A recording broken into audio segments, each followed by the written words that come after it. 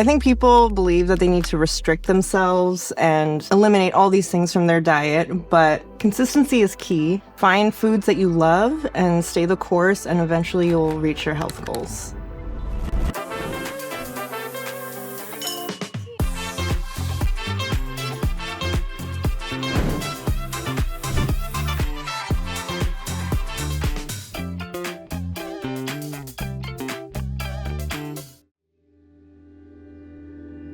Hey guys, welcome back to the studio. Jess here. I've got a deliciously divine topic today. We are here talking about how the food that we prepare and consume are really impacting not only our physical bodies, but our emotional bodies, our kids, our families, and even our community.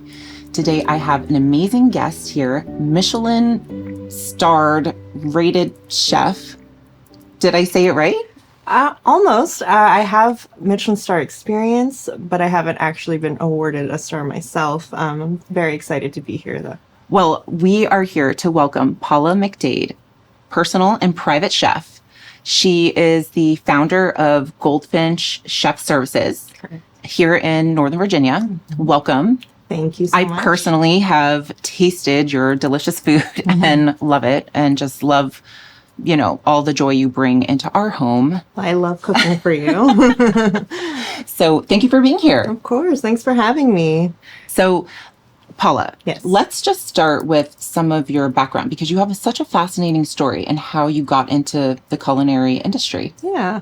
Well, I was born in Korea. My mother's Korean. My dad's family's from Virginia. And we moved back to Arlington when I was 3 or 4 years old, and I grew up in Falls Church. And after high school, I moved to New York City and went to French Culinary Institute. Oh my gosh. Yes. That was probably super scary. It was very fun. Definitely didn't know what I was getting myself into. My daughter's about to head to New York Yes. for school, so that resonates with me. She's in for a wild ride. I'm sure she's gonna have so much fun. It's such a fun place to be young, Yeah. So I spent 5 years in New York, and I worked in some Michelin-star restaurants. Gramercy Tavern is sort of where I learned. I kind of think of it as my college experience, because I spent 3 years there and I just learned so many fundamentals. Mm-hmm. I started out in pastry and switched to savory, and then I worked in a couple of restaurants after that, Hearth being one of them, and I just learned so much during that time. It really gave me a great foundation of cooking. Oh my gosh, and I can only imagine just the vibe of being a chef there in the city, just out of college, or in and through, right? Yeah, and you just make so many great friends and mentors during that time, and they go off to do amazing things, and it's just, you get to cheer for them on the sidelines. Yeah, and then after... I can only imagine the pressure, though. Oh, it was extremely, extremely tough. Yeah. And I was a young kid, sensitive, and moving to New York, which is a tough city in a tough male-dominated environment in restaurant kitchens. And I definitely grew a thicker skin from it, which I needed. So it's great. I can only imagine. But being a creative, and I really do find that, cooking and putting together these elaborate meals and flavor profiles, it is really, you're an artist. I think the art comes after the craft. Okay. I spent 10 or more years just learning how to cook. Mm-hmm. And I still have a ton to learn. Once you stop learning, you kind of need to stop. You're out. You're done, that's part of the fun is just kind of learning. In many industries. Yeah, and learning the new techniques. And then at a certain point, you start to find your own voice. Mm-hmm. And that probably didn't happen for me. Maybe the last 5 or 10 years, I started to figure out what I wanted to say through food. And I've always been creative, so it's my favorite part of the job, for sure. When people tell me, we love fish, but we can't eat nuts or dairy, and then I'm like, oh, what can I make out of this? These are my materials. What can I I can do? Absolutely, yeah. Yeah. No, and we'll talk more about that, because now, so going back to New York. From there, you went completely opposite side of the country. Yeah, so after high school, I was sort of deciding between going to art school in San Francisco. Okay. And Academy of Art in San Francisco for film, or culinary school in New York. And my parents were like, stay close there. It's a long way to go for film, you know. So I feel them. Yeah. But I had visited a couple of times in my decision making, and I was like, wow, I love it here. Like I can see myself here. And then I had some friends who were moving out there, and I was like, why not? You know, I'm young. Let's go. Let's have a new adventure. And quickly got into another Michelin-star restaurant, Quince. Okay. And now they have 3 Michelin stars now, which is amazing. And learned a lot. And a lot of it is attitude and how you approach your work, as well as the techniques. And then just kind of learning how different ingredients work together. Like that's really what you're building in that foundational phase of when you're learning how to be a chef. And at a certain point, I was like, restaurants are brutal. You know, you're working 12 hours a day. Was there a huge difference between New York and California? I would say New York is a tougher place. California has a better emphasis on work-life balance. Okay. You know. Yeah, that makes sense. Not necessarily when you're in a 3 Michelin-star restaurant. Sure. It's still pretty intense, and you're in this little intense little bubble. Very much The Bear when he's starting out, where it's just people breathing over your shoulder. I loved that. Yeah. No, I loved watching that. I felt a little triggered. I'm not going to lie. I was like, oh, yeah. But if you guys haven't seen The Bear, like, definitely check it out. I started working in, like, neighborhood restaurants, just kind of restaurants where I felt a connection to the food, where I have a meal there. I'm like, oh, that was great. I want to work here. Yeah. So I did that for a while, and then eventually I was like, I've been doing this for over a decade, and I want a little bit more life, you know, like I want to focus on my personal life a little bit more than just my career, because being a chef is what I do and it's not who I am. That was a huge lesson for me, is I am not just my job, you know, and I'm sure a lot of people have that. Well, and especially I think young folks, right? Like understanding even like picking a major, for instance, of college, like just because you pick that as your freshman entry year doesn't mean that that's what you're graduating at. Right. Just because I went to school for pastry. I'm not a pastry chef and I don't work in a restaurant, you know, but someone who enters culinary school is probably like, I'm going to be the executive chef of some restaurant. There's a million different ways to go. You can be a food stylist. You can be a food editor, you know. There's so many things, food photography. Facets of the industry. Absolutely. And like, I think that is exciting once you get to the point and you have that foundation where you can sort of choose your path. So now getting out of the restaurant vibe, what did that transition look like? Well, something about me is that I like to take risks. You know, like I moved to California with like, let's just go. Let's see what happens. I moved back here and let's see what happens. So when I left my last restaurant job, I was like, okay, I'm going to put my feelers out there, see what other kind of work is there. And I got a few jobs for private parties in Oakland and San Francisco. And it was going well, but, you know, inconsistent. So I found a job as a butcher at a company called Luke's Local. Okay. And they... Right. And I had no experience. And it was a very startup, you know, just a handful of people my age. Luke started this company, and it was a website, and they had delivered groceries from local farms and prepared meals. And I just kind of jumped in, and then I spent 7 years there and became the executive chef. Wow. And now they have 4 brick and mortar locations grocery stores in San Francisco. And I learned so much about entrepreneurship, how to be a chef, how to manage people and be a leader. Yeah. Yeah, because I'm sure they didn't teach all of that to you in chef school. No. And you're focusing on just, like you said, the craft of like learning all of Right. And this is more, tools. How do I cook for 100 people, Right. And then promoting yourself as a chef, branding, I'm sure, business. Not so much at that point, but even just branding as a small business. Yeah. I was, in there in the beginning, and I saw so many stages of growth in that company that I was able to pick up on a lot of those things. Yeah. Just through osmosis. Which are so important. Oh, yeah. And that experience, as much as any of the other stuff, was really valuable to me. Yeah. And just knowing, like, kind of learning in that time, like, I want to be an entrepreneur. Yeah. Well, and a food-based and service-based business is way different than like beauty or just like a healthcare or whatever. Yeah, it's just it's totally different. Yes, totally, because you have perishable inventory. Yes, which can be a challenge. But that's the nice thing about catering and being a private chef is people agree ahead of time. Okay, that's nice. In a restaurant, you have to just open the doors and hope enough people come and and.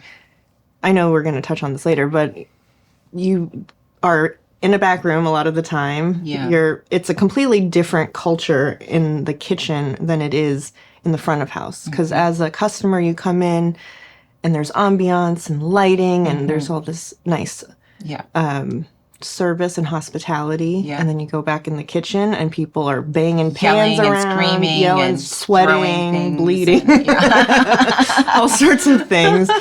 So then, you're not really connecting with the guests. Yeah. In an open kitchen, you can see people take bites and, they're nodding and, interesting. that's always a nice thing to sort of see the reaction. And the feedback, right? But if you're feeding immediate hundreds of people a night, you're not as concerned about their reaction. So that was part of I'm guessing the reason why that you were like, I don't want to just be back there and just putting plate after plate out and then people, you don't know what's the result of that. It definitely, to me, there are people who love the work and thrive in that environment. And I think that I'm just not a super competitive person. Yeah. I compete with myself. I always want to raise the bar and do better for myself, but I don't want to be better than the next guy. Right. If anything, you're passionate about what you are doing and providing to whoever is enjoying your food. And when I started doing the smaller parties, I started to build relationships with people. I would meet my clients and their neighbors were there, and then the neighbors would want, and then I'd kind of be the caterer for the neighborhood. And that was lovely. And they'd have me back and they're happy to see me, ask me about my life. And then on top of that, they're eating the food in front of me and telling me immediately what they think. And I'm like, ooh, dopamine. Yeah. That is so gratifying to not only get to cook smaller and intimate, not these huge quantities of food, but it's for them. They told me what they wanted. I can make a menu just for them, and then I can see them eat it. So I really enjoy that, and I still do that now. I'll do the small So that parties. was the main segue into the private chef or home chef. Right. I think that when I imagined being a personal chef at first, moving back to Northern Virginia, that's what I had in my mind. That's what personal chefs do. And then I got to know other personal chefs who were doing meal prep. And I'm like, oh, this is interesting. This is consistent. You sort of have a regular role in people's lives and you get to know the needs of your family and probably less waste of the food, knowing ahead of time what the family prefers. Absolutely, yes. Catering and private chefing, people agree to what they're getting. Yes. And in restaurants, you don't have that kind of control. Yeah. The business model works numbers-wise. I think so. Right? I mean, sometimes I wish I could reach more people, but at the same time, knowing that I'm making your life a little bit easier. Oh, yes. And Lord knows you have. is really nice as well. And a lot of people that I cook for just had a baby or just had their second baby. And they're like, we want to eat well, right? But we don't have time, and we don't Rudy got we don't want to get his DoorDash. testing for his food sensitivities and all of that, and I was just like, okay, I'm so busy and just single parent and 3 teenagers, which eat like you out of your home. Yeah, for sure. It was a really great way to, especially during our busy season. Yeah. So just, I guess this is a point to, make to our viewers.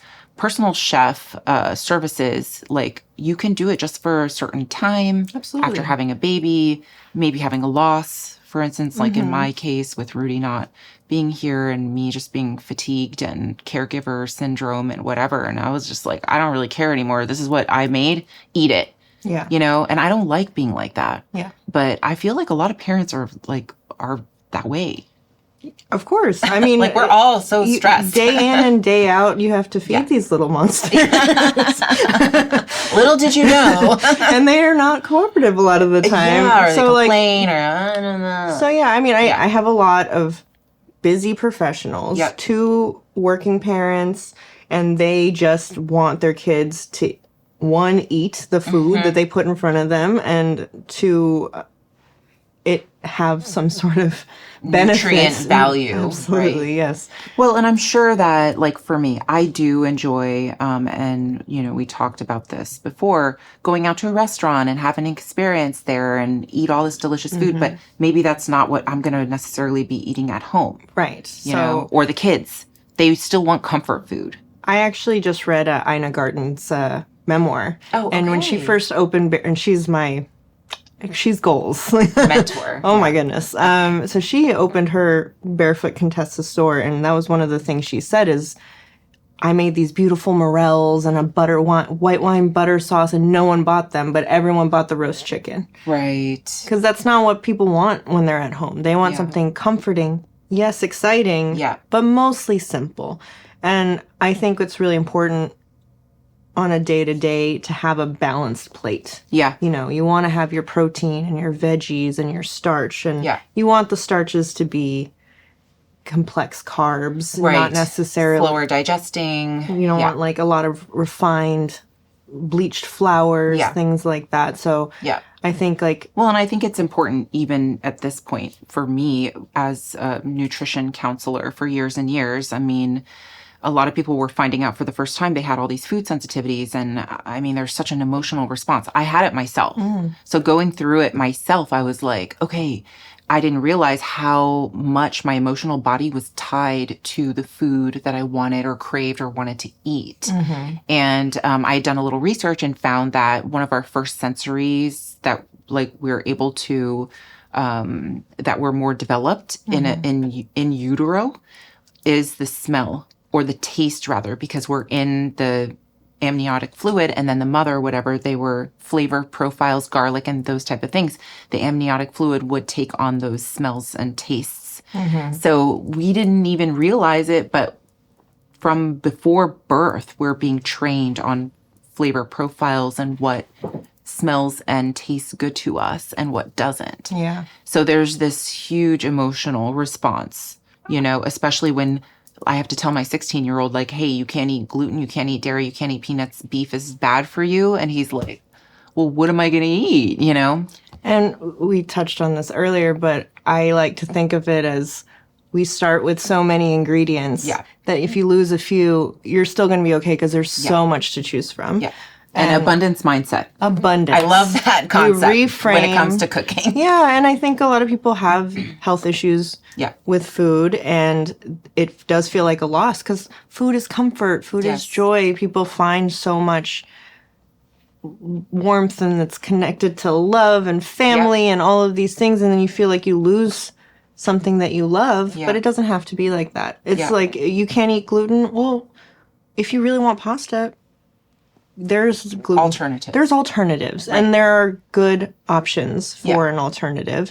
You find the one you like, and you stick to it. You have your 3 or 4 dishes in your arsenal that you can revisit and make with your eyes closed. So when you do come home at the end of the day, you don't have to think about it. Yeah. because I'm the same way. I don't want to think about it when I get home. Yeah, no doubt. Well, but that's where you come in for us as far as the chef services at home. And, I like the idea that we can just kind of do it as ad lib, during busy time, busy season, or something happens in life and you just, or let's say, I'm sure I have viewers that have just lost the joy of being in the kitchen and cooking and having to do all of this stuff. So, you can regain. I have found that I've regained some of the joy by having your prepared meals, tasting some of the flavors and being like, oh, okay, yeah, I didn't think about that I could do it like this, or this flavor, or the sauce, for instance. Yeah. Pre-making your sauce and having some in your freezer and you just take it out for the week. Like, those are really easy things. I used to make my own salad dressings and all of that stuff. And salad dressing has no expiration date. No, right. And I love that you use the glass containers, that your system is that we're storing and cooking the food in the glass as opposed to plastic. So reducing waste and just being more mindful about even plastics getting in our food. Absolutely, yeah. Like, those are real things that are happening and people don't realize it. But then 10 years later, they're suffering from, heaven forbid, just cancer and all these other things because we're absorbing all this stuff. There's so many environmental things, even if we're being conscious of the things that we eat. So many things in the environment can affect your health. Yeah. And leading to more food intolerances and things like that. Immune problems. Exactly. Yeah. So, no, I think these are all great notes. So those are some tips, right? So store your food in glass. If you want to do the pre-made sauces and salad dressings, those will stay good in your fridge. No problem. And find ingredients that you love and learn about it and how to cook it a couple of different ways. Find all the different flavors that go well, how to prepare them. Something I did want to touch on is I really love shopping local. Okay, I go to the farmer's market every Sunday. I try to buy organic as much as possible. When I'm in the grocery store, it's pretty much all organic. But you go to the farmer's market, and these small farms don't always have the infrastructure, or they don't know how to get certified. And then the big companies can become organic because they have their teams in place and they're doing the bare minimum to grow food sustainably. Right. But you go to the farmer's market, you're eating healthier for sure. It's exciting because asparagus is here. I haven't seen asparagus in a year. And it's all stuff that's in season. And you can't use it for long, so you better get in there now. So it makes asparagus exciting. Yeah. You're supporting the local economy. They usually use less, like, pesticides and harmful products. And they're probably there. And you can ask them. Yeah. You're building community, you're supporting the local economy, and you're eating better, and you're excited about the food. Because there's nothing... I mean, this is me, but I go to the farmer's market and there's colors everywhere. There's people milling about with their kids. Yeah. I saw a little kid eating a cucumber like a burrito. That's the best. It was the cutest thing I've ever seen. That is the best. And he was thrilled. Like, he was happy about it. Yeah, no, he was like, this is the best cucumber I've ever seen. I was reframing, like, the names of vegetables. So, like, for a while when the kids were really young and I make green beans, I'm like, oh, it's just green French fries, So just or little trees just for making broccoli. it, making it fun. So it does take a little extra work, right? And being creative. But I think, if you need a break, call Paula. Please do. Reclaim your joy of cooking. So and just, I love the idea of buying local and then seasonal. Yeah. Right. So like the fall, and when I was doing the nutrition counseling, generally speaking, what I found was doing a cleanse twice a year was most advantageous for our body. But if we really pay attention to what the ground and what the earth is providing us, we naturally will cleanse because of the vegetables and the fruits and the food that's available in the fall and the spring, which are different, right? So it's good to provide variety for our system. And if we follow nature's, cycles, we'll naturally have those cleanses and our body will get nutrients that perhaps it needs more in the fall versus spring. And people crave variety. Yeah. Follow the seasons. And in the spring, you get snap peas and in the summer, you get peppers and tomatoes, and in the fall, you'll get squash and the root vegetables. So you can sort of get variety naturally that way. Yep. I think that people think that the fastest way to their goals is a restrictive diet. Yeah. But I think that consistency is really the only way to get to your goals. Because you can be restrictive, and if you have a short-term goal that you want to accomplish, a cleanse, some, really paying attention to what goes in your body. Or like reducing salts, reducing fats, let's say. When I lost my gallbladder, they're like, oh, you cannot eat as many fatty foods. But we still need, for instance, healthy raw fats. And we can easily get that through avocado, raw olive oil, things like that, nuts and seeds. Yes. And people, of course, like you have health concerns. There are only so many things you can eat. So finding creative alternatives, like an avocado dressing instead of ranch or whatever. Instead of ranch. Yeah. If you stay on something restrictive that you're not enjoying for a long time, you're not going to achieve your goals. No, and guess what? Your brain and your cells are really smart. So if you're sitting there putting food in your mouth and being like, this is horrible, this tastes bad, this is not good. Or you have the one French fry and then it becomes, I'm going to get French fries every day. And then all of a sudden you're back to where you started. Yeah. So eat what you love in moderation. Be mindful of your portions and just be as consistent as possible. As consistent as possible so you can have French fries once in a while and you don't feel like you're going to slide back into that, So I think like giving yourself grace, you don't have to eat perfectly as long as you are consistent, the trend. Yeah. And what I found with the coaching was, like, for instance, if you have a health issue that's come up or it's like you really have to kind of buckle down, do like a 90%, 10%, right? So over the course of a day or a week, like 10% of that week are your little things, you shouldn't eat, but they're just like a little indulgence and they kind of they bring you a little joy, right? Or you feel free when you eat those things. 90% of the time, then you got to probably stay on those, foods that are meant and best for you. If you're not on some kind of program like that, 70-30, that's a good ratio to still stay consistent. So 70% of the time you're, on your plan, you're staying away from foods you're sensitive to. 30% of the time you can enjoy and just do what really makes you feel good. Because you start labeling foods as bad. Yeah. And that it becomes like a shameful thing. Yeah, that's right. And I think that is the emotional body tie. It's not nice to yourself. That's right. To say, I'm doing bad right now. Yeah.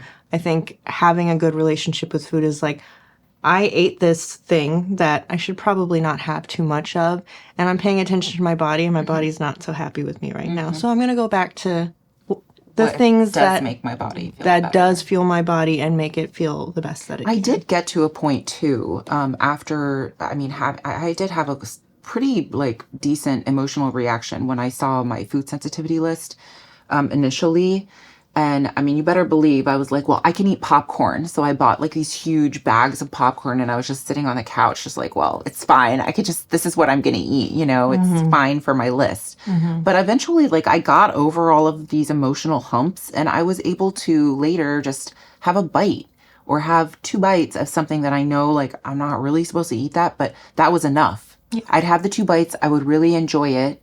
And, taste all the tastes and the flavors. And then I'd be like, okay, that's great. That was a great experience. And I just don't need to keep indulging or overindulging. Right. I think, and you can overcorrect and be like, I really want beef. So I'm going to go out and get a 32 ounce porterhouse or whatever. And then you feel awful. Yeah. Right. But like, someone got beef, and I'm going to try it. I'm going to enjoy it. I'm going to be super mindful about this bite because it's going to be the best bite I ever had. It brings you back to the present, really, when you can, eat in a way that's more for your health and wellness and being consistent in that. And when you're eating for pleasure, you have that bite and you're really tasting it and you're really appreciating it. Enjoying. Because, by your 6th bowl of popcorn, you're not really enjoying it as much as I'm just angry. Just eating popcorn is terrible.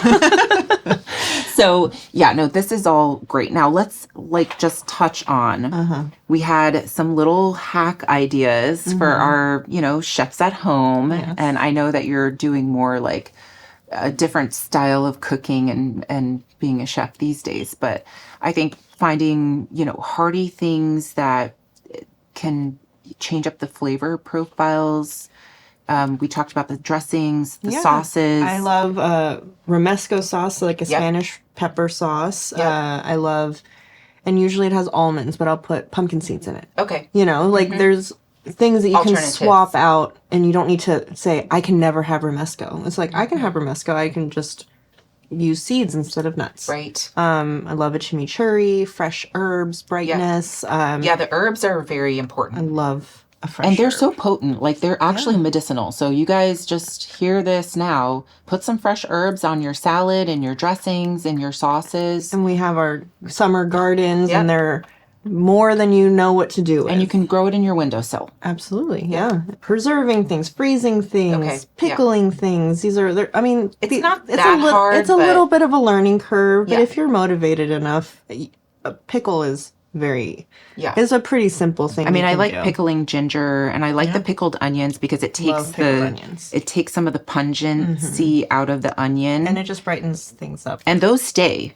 In the jars, they stay for a long time. Yeah. And once you do it once, the drill, so it's not that hard. Almost as easy as boiling water and pouring it over. If people want to, if you're motivated to do that. But just know it's not just like that you do it once and then you have to do it the same. Like, you're pickling it, you can keep it in your jar. It's going to stay safe in your fridge, no problem. Totally. Yeah. Another thing is seasoning food is my biggest tip. Okay. Understanding salts, fat, acid, heat. There's a book by Samin Nosrat that she lays it out really, really beautifully, and it's a beautiful cookbook. But salts, not enough that you can taste it, but enough to bring out all the flavors. Like, it has a function. It's not just to be salty. Yeah. Or acid. Something's kind of dull and lifeless and you want to perk it up, add a little lemon juice, add a splash of vinegar. Heat, like a chili flake. Not everyone likes spicy foods, but a tiny bit is waking up your taste buds. Okay. So you're tasting things better. Like, your sensory profile becomes elevated. And you don't need to taste the heat. It doesn't have to be spicy. Right. But you can still taste things, and it's a more enjoyable experience. Okay. Because of that. So I think learning, and it's all preference also, some people don't like a lot of salt, or they don't like sour, but it's it doesn't have to be salty. It doesn't have to be sour. As long as you learn in what amounts. It's all about balance. And how it coordinates with the other foods and the other flavors that are already there. And you can always add more. You can't take it away. Ugh, yeah. That's the thing. I was chef said to add salt, and people just start putting handfuls, and I'm like, that's not what I meant. That's so funny. Well, so, actually, you do offer cooking classes and lessons, too. I do. So if anyone's ever interested in reaching out just to learn some of this stuff from you directly. I think it's a great idea for a party or a group activity. Oh, yeah. You want to have your girlfriends over, and we're going to make fresh pasta. That's always a fun it's a fun activity. Yeah, that's so fun, especially with the wine. Oh, of course. Need the wine. Okay, so I think, overall, this has been just so wonderful. Yeah, I know so that a lot of families are going to benefit from watching this episode, and, hopefully you guys have gotten some good tidbits and maybe found a little spark of inspiration for your own kitchens. So thank you, Paula, for that. Thank you so much for having me. This was really fun. No, this is totally fun. So next time we'll have to have you actually cooking. Yeah. On site or something. We'll do a little cooking party. Yeah, that's perfect. So you guys stay tuned. We're going to come up with all kinds of ideas of stuff to do. So now, thank you for being here. We do have our little game for season 2 of Ping-pong. I'm going to, just for the sake of our listeners, to learn a little bit more about you, ask you a few questions. And it doesn't have to be super elaborate, but thank you for playing along in advance. And in addition, guys, we have another surprise for you. If you comment below of our reels, our YouTube, the podcast recipe, Paula has a 3-recipe e-booklet that we would love to send out to you. All you'll have to do is comment below recipe, and we will be glad to send it out to you directly. Thank you so much for putting that together for our viewers. I'm excited as well to use your recipes. Oh, and there was actually one thing that I know we talked about prior, but not yet on the show was, do you have any tips of folks, let's say, they're just looking for new recipes or ideas? Yeah. Like, let's say you have recipe fatigue. You're sick of everything you've cooked. Like, where can we go? Look for recipes online, like a lot of people. I really like New York Times Cooking or Bon Appetit. A trap people fall in is picking random recipes from the internet. Yeah. You don't really know where they're coming from. You don't know who wrote them. You don't know how they test these recipes. Yeah. So when I do find a recipe author that I like, I search their recipes. Okay. And I think that's really helpful, just like finding sources you can trust. I like Smitten Kitchen is a cute one. Okay, that's cute. I haven't heard of that.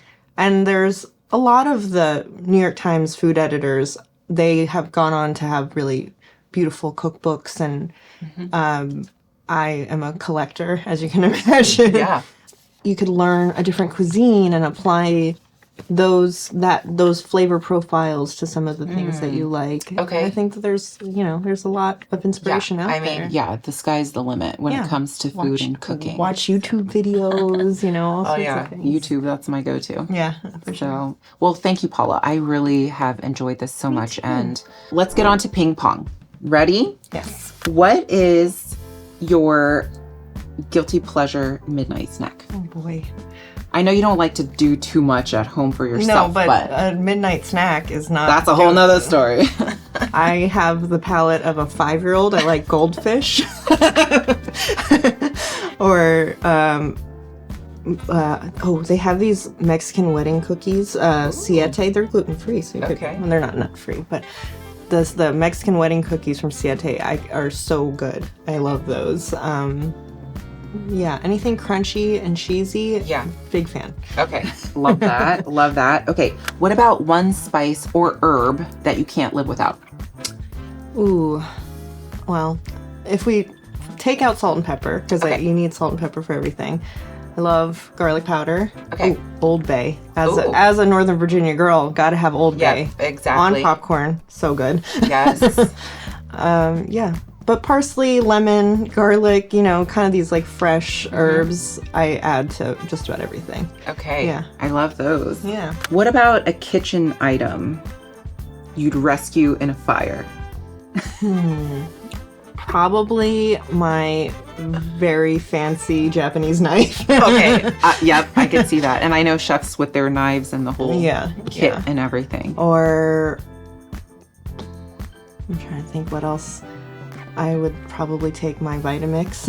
Okay, yep, Vitamix. Or Instant Pot. Love an Instant Pot. Oh, yeah, I've got an Instant Pot. I've been surprisingly using the rice cooker a bunch, too. Love. So as I'm... Might be kind of big to run out of the house. I hate carrying that thing around, but as a housewarming gift, my mom, who's Korean, gave me a rice cooker that speaks to you in Korean when the rice is ready, and it is delightful. Oh my gosh, I can only imagine. My kids would be like, Mom, what's that? Okay, and then what's one meal you could eat every day? I love eggs. Okay. I love breakfast foods in general. I'm not if I'm intermittent fasting, dinner can go. I love breakfast. Dinner. So fried eggs, avocado on toast. Love eggs. Saves. Yeah. Awesome. Well, thank you for playing along and being here with us today. Paula, it's been a pleasure. My pleasure. Now, you guys, thank you for watching and following. Like, share, subscribe, and please check us out on YouTube, Apple Podcast, and Spotify. We will see you in the next episode. Bye.